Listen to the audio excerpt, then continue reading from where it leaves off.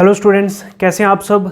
Some applications of trigonometry से example number 7 को समझते हैं। एग्जाम्पल नंबर 7 में क्या है, from A point on A bridge across a river. ध्यान से देखो क्या है, आपके पास कोई रिवर है, जैसे ये मान लो रिवर है। रिवर क्या, नदी, ठीक है, ये नदी है। अब नदी के ऊपर कोई पुल बना हुआ है, ब्रिज बना हुआ है, ठीक है, ये ब्रिज है। अब ब्रिज के ऊपर कोई पॉइंट है, जैसे इस पॉइंट को मैं पी मान लेता हूँ, ठीक है। ये क्या है, रिवर, ये क्या है, ब्रिज। ब्रिज मतलब पुल, ठीक है।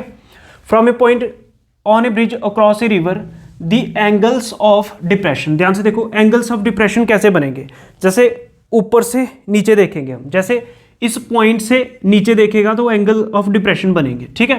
Angle of depression of the banks on opposite, ध्यान से देखो, on opposite sides of the river are, on the opposite sides of river are 30 degree and 45 degree. ध्यान से देखो, इस पॉइंट से ये क्या है बच्चों, रिवर, नदी है, ठीक है। नदी के किनारों पे, नदी के बैंक पे, जैसे इस पॉइंट से, जैसे मान लो इस किनारे को देख रहा है, तो यहाँ से एंगल ऑफ डिप्रेशन जो बन रहा है ये 30 डिग्री का बन रहा है। कुछ बात समझ में आई। ये क्या है, ये ब्रिज है, ठीक है, ये मैंने बना ली ब्रिज। अब इस पॉइंट से जब रिवर का एक बैंक देख रहे हैं तो एंगल 30 डिग्री का बन रहा है, और इस पॉइंट से जब रिवर का दूसरा किनारा देख रहे हैं, दूसरा बैंक देख रहे हैं, तो एंगल बन रहा है 45 डिग्री का। कुछ बात समझ में आ रही है, ठीक है। देखो इसने लिखा है on opposite sides of the river are 30 degree and 45 degree respectively, ठीक है। यहां से एंगल ऑफ डिप्रेशन हमने बना लिए, पहला 30 डिग्री का, दूसरा 45 डिग्री का, ठीक है। If the bridge is at a height of 3 metre from the bank.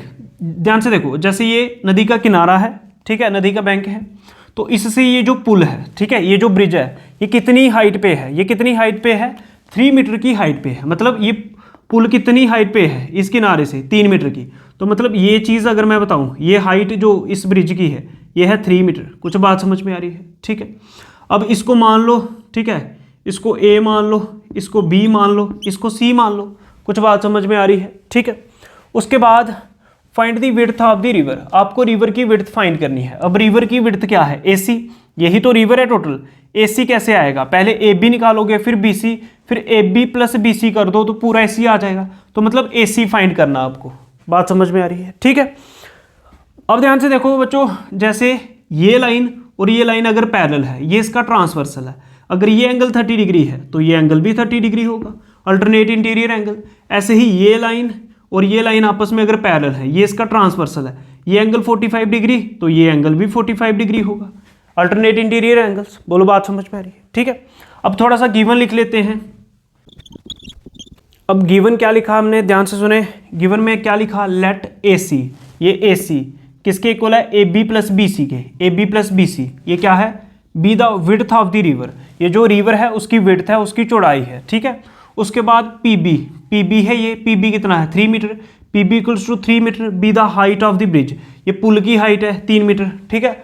उसके बाद क्या है बच्चों, ध्यान से देखो, यहाँ पे 90 डिग्री का एंगल होगा, एंगल PAB, ये एंगल, ठीक है, ये कितना है 30 डिग्री का, तो ये लिखा। एंड ये एंगल PCB, ये एंगल कितना है 45 डिग्री का, तो ये लिखा। बोलो बात समझ में। इस तरह से हमने गिवन को लिखा। अब क्या करेंगे, ध्यान से देखो।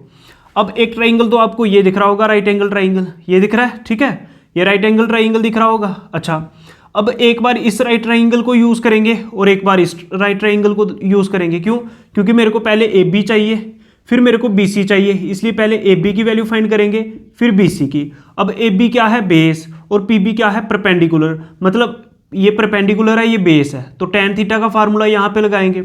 और ऐसे ही इस ट्राइंगल में आओ, BC चाहिए और PB की वैल्यू है, तो ये बेस है, ये परपेंडिकुलर और बेस, फिर से tan लगेगा। बोलो बात समझ में आ रही है। अब नेक्स्ट समझते हैं, ध्यान से देखो क्या करेंगे।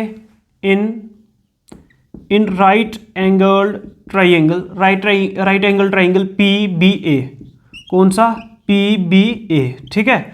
इसमें क्या यूज करेंगे, tan थीटा। ध्यान से देखो, PBA राइट ट्राइंगल में थीटा कितना है 30 डिग्री, मतलब एंगल है 30 डिग्री। तो क्या फार्मूला था tan का, परपेंडिकुलर क्या है PB अपान बेस, बेस क्या है AB। क्या यहाँ तक बात समझ में, ठीक है। अब tan 30 डिग्री पे कितना होता है, 1/√3 इक्वल्स टू PB। अब देखो PB की वैल्यू कितनी है, 3 अपान AB, AB की वैल्यू मेरे को चाहिए, इक्वल्स टू AB।